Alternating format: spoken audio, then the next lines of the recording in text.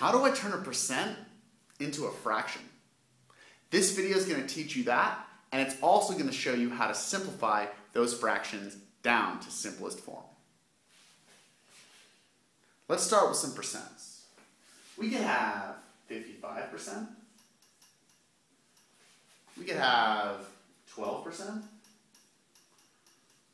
We could have 2%. We could also have 15%. We know what all these percents mean, right? They're out of 100, right? So 15% means I got 15% of my questions right on the test, right? If we're talking about a test, or I am going to get a 15% discount. I'm going to get, a little bit of that cost off.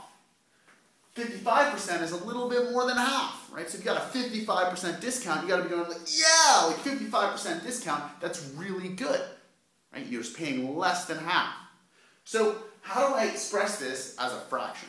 Well, super easy. What are percents out of? They are out of 100%. They're out of 100%. That's what one whole means in percent language. One whole, 100%. What are percents out of? 100%. So, 55% as a fraction is going to be 55 in our numerator. What do you think is going to be in the denominator? It's going to be 100%. Not 100%, 100.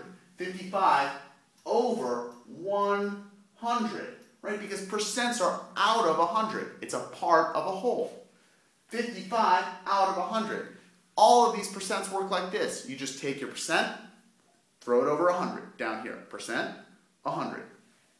I got my percent. I got my 100. 12%. That's going to be 12 in our numerator over, you got to throw it over 100, 100. How about 2%? You guessed it.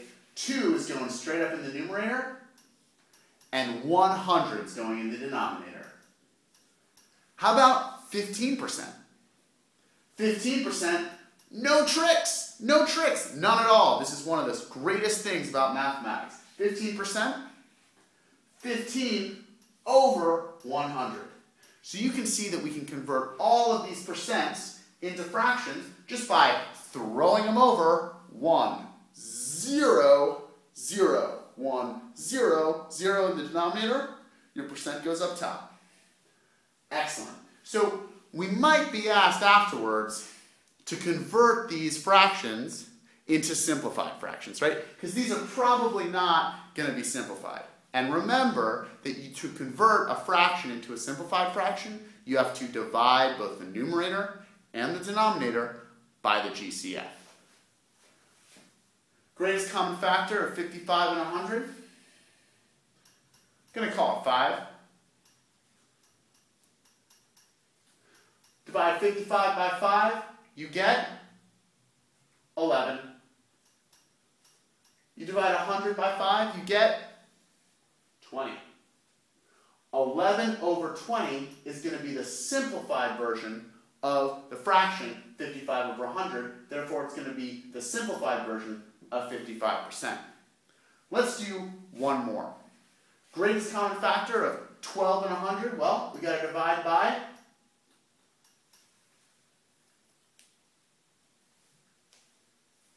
4, right? Because 4 goes into 12 and 4 goes into 100. 4 times 3 is 12. 4 times 25 is 100.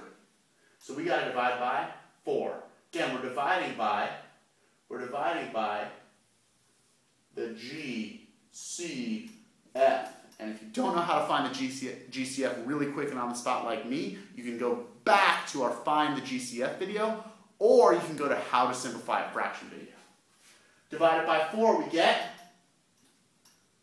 3 over 25. And that's going to be the simplified fraction that means 12%.